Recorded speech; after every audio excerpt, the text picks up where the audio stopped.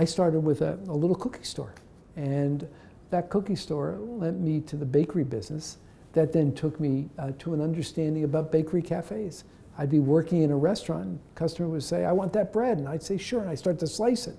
And you slice it like bread, like this, and they say, no, slice it from top to bottom. And I'd do it, and I'd hand them the loaf, and they put on some roast beef and boursin. And again, trying to listen and be empathetic, I'd say, wow, there's an opportunity in a bakery cafe, that the product wasn't simply a croissant or Isn't it shocking to you that it's so obvious, but nobody had figured out? Absolutely.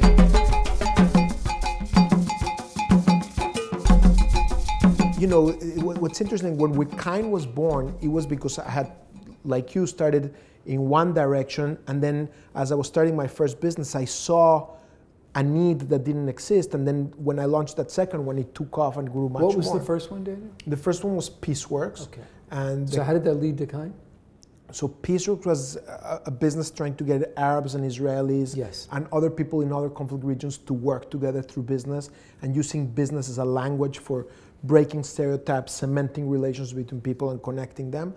And it ended up becoming a food company because the ventures that we started in those conflict regions were food companies. People refer to people like you and I as entrepreneurs, but I have a very different phrase for it. I call us opportunists. I see opportunities. And people often refer to entrepreneurs as risk-seeking. I'm the most risk-avoiding human being you ever met. I see an opportunity out there. I'm going to do everything in my power to protect it and to care for it and to, in fact, support it.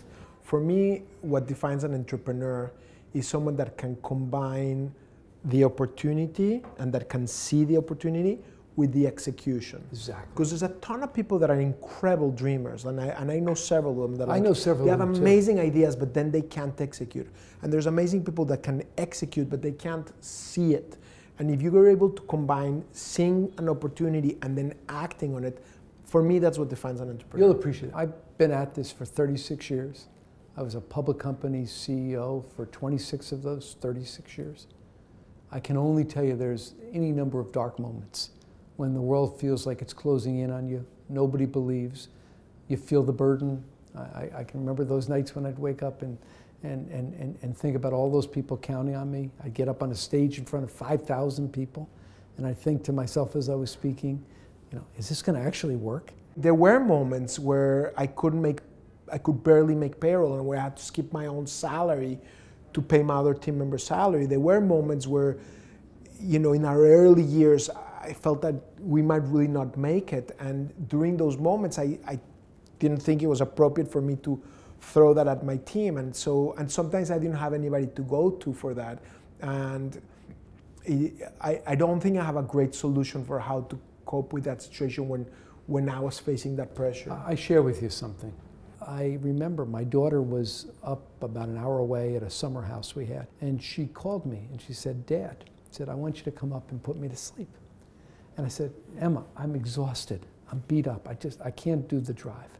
And I still have an event I have to go to. And she was how old? She was 12. She wanted me to come.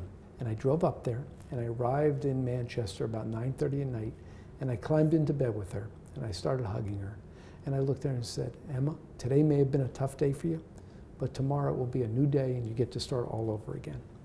And I realized as I was driving home from putting her to bed, because I drove back to Boston that night, the person I was really talking to was myself.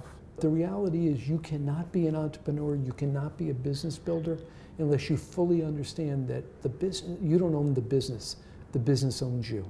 It's with you in the shower, it's with you in the middle of the night, it's with you when you can't turn it off. You can't turn it off. Some people can, I can't, and it's very interesting. It seems like we have to, entrepreneurs tend to maybe have slightly different language, but similar process. For me, when I'm having a bad day or a tough moment or thing, I just go home and my kids give me unconditional love. And you How old are melt, your kids? They're young, they're under 10. But wait, they will stop giving you unconditional love as they evolve into teenagers.